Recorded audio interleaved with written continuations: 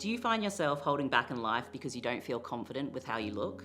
Are you tired of trying to change yourself to fit in with society's standards of beauty? If you've said yes to any of these questions, don't worry, I want you to take a deep breath and relax. You're exactly where you need to be. I'm Philippa Diedrichs, a world-leading body image expert and professor of psychology at the Centre for Appearance Research.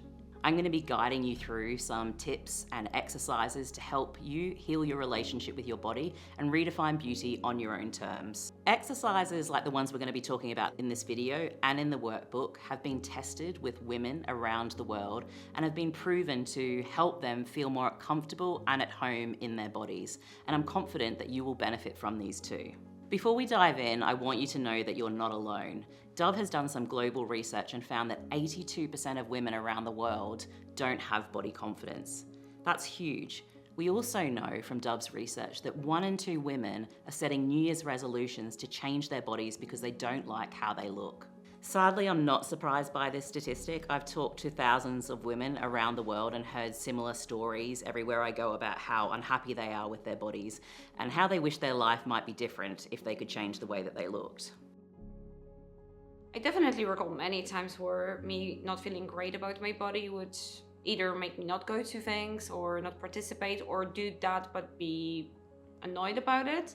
It's honestly hell, and it's happened to me for many years, just not being completely satisfied with the way I look. I've always been like a really bubbly, friendly, chatty person, but I've noticed like the older I get, it's like there's a light that's dimming, and I really do think it's a result of the number of years I've spent telling myself that I'm not good enough. I'm starting to get wrinkles and stuff now, and I've got grey hair that I have to part my hair in a certain way because I don't want it to be seen as much. And it bothers me. It does bother me. Essentially, it's really hard to get the most out of life when you are unhappy with the way that you look. It's really hard to feel confident chairing a meeting at work, feeling motivated to exercise, or even being comfortable and fully in the moment during sex. Well, we're sold the idea that to feel happier about the way that we look, we should change how we look. But what if we could flip the script on that and redefine beauty on our own terms and change our relationship to our bodies instead? Are you ready to redefine beauty on your own terms? Let's get started. One of the first steps to building body confidence is making a commitment to yourself. So I want you to now get your workbook out and start working through the first exercises to do just that.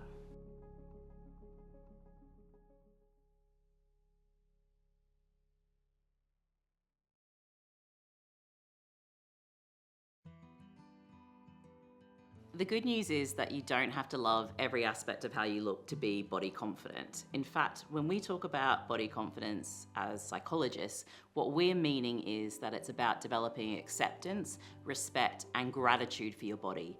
Even the bits that you might feel ambivalent about or that you don't like. It's about that overall sense of appreciation for your body. When you're feeling uncomfortable in your body, there's an irresistible urge to set some kind of resolution or goal to change the way that you look, as though that's going to make you feel better. But what I'd encourage you to do is make a commitment to yourself and get really clear with your intentions, and instead consider how healing your relationship with your body might be a better goal in the longer term to help you lead the life that you want to lead. I think it's important to be realistic that building body confidence isn't going to happen overnight.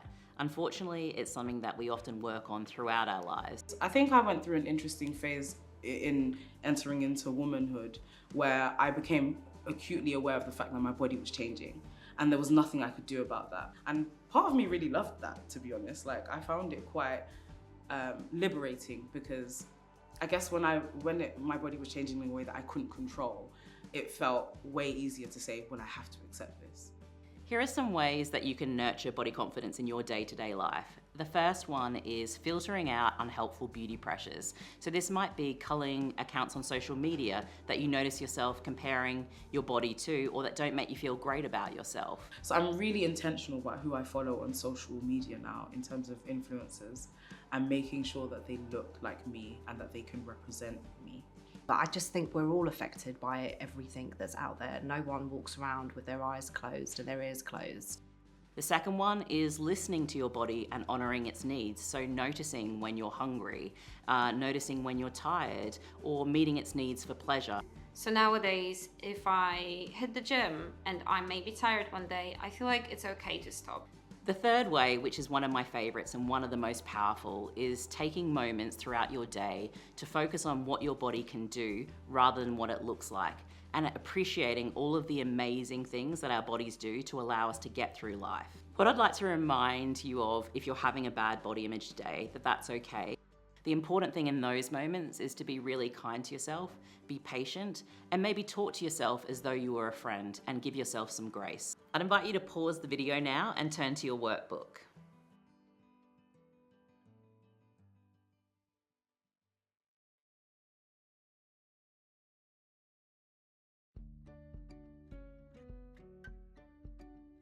Dove's research around the world has shown that 1 in 3 women would sacrifice a year of their life if it meant they could have the perfect body. Put so plainly, it's really scary. It sounds like a good gamble, but it's also sad. You could experience many things in that year, so you're essentially maybe robbing yourself. Some of the stories I hear are things like women saying they felt pressure from social media to get painful lip fillers repeatedly that are also really expensive. They've really struggled with how their body has changed and their weight has changed after giving birth and having a baby. And also thinking that they're gonna look unattractive if they let their hair go grey, or not even feeling comfortable to use dating apps because they're worried about being judged with how they look. The really common thread to all of these stories is that society's standards of beauty have a real impact on our lives and how we show up in the world. So I'd like you to think about, what does society tell us the perfect woman looks like? Pause. Take a moment to get her in your head. I am seeing a flat stomach, White, straight teeth, curvy hips, perky boobs, nice bum, long hair. long legs. This is a societal idea of beauty that is shaped by culture, gender stereotypes, social media, industry pressures, and the list goes on. You might be wondering, what's the harm in trying to look good if it makes me feel good? But here's the thing. This often has the feel-good factor because we're conforming to society's standards of beauty. And the other thing is, it's often fleeting because there's always going to be a new trend to follow, a new flaw to fix, or a new product to buy. In reality, our bodies are naturally going to change as we go through life and experience all the different life stages that come with it. I'd love you to take a moment to imagine if you redirected all of the time, energy, money, and worry that you spend on your appearance. And then imagine reinvesting that into things in your life that you really value, that you enjoy. I'd invite you to pause the video now and turn to your workbook.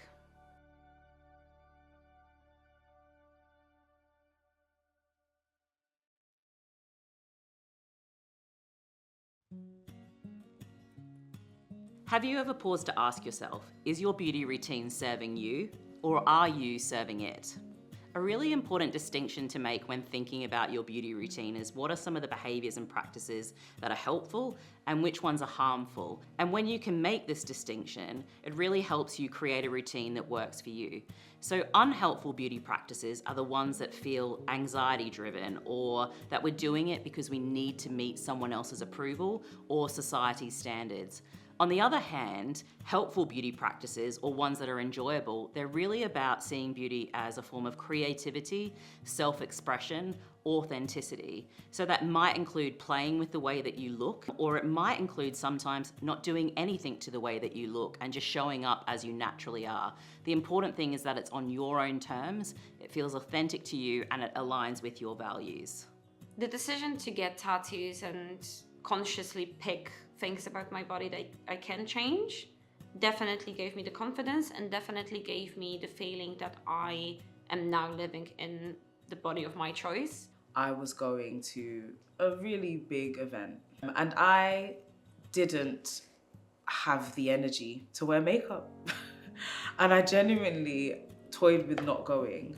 What actually happened was I went, didn't wear not a lick of makeup at all, and I felt so free because I had done that. It was such a freeing experience, and I think that was the beginning of like the place that I'm at now, where I very rarely wear makeup and I often feel very good about how I look. Some really nice example of helpful beauty practices could be hairstyles that reflect your cultural heritage, or clothes that align with your gender expression, or makeup styles that feel really creative and colourful and bring you joy or make you feel powerful, or even skincare routines that soothe dry or itchy skin and make you feel cared for and nourished. I do believe in expressing myself through my clothes. Like, I like colour. It makes me feel happy. I might not wear makeup, but I'll invest in my perfume. I'll invest in my body creams. Like, I want to feel nourished and well moisturized, because that's a version of self-care for me. And that makes me feel more confident showing up into spaces. When you prioritize beauty on your own terms, not only do you unlock an opportunity for creativity and for self-expression, but it's an opportunity to celebrate your identity, get to know who you are, and put that out into the world. I'd invite you to pause the video now and turn to your workbook.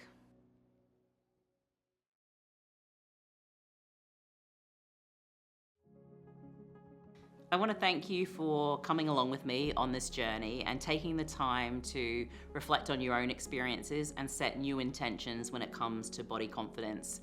This is not always an easy journey, and it's something that you're going to return to throughout your life, but I'd really encourage you to keep going with it, because there are so many benefits to feeling at home in your body and to appreciating and respecting it. I'd love for you to continue this conversation, share this video and the workbook with your friends, and keep coming back to it on days when you feel like a boost.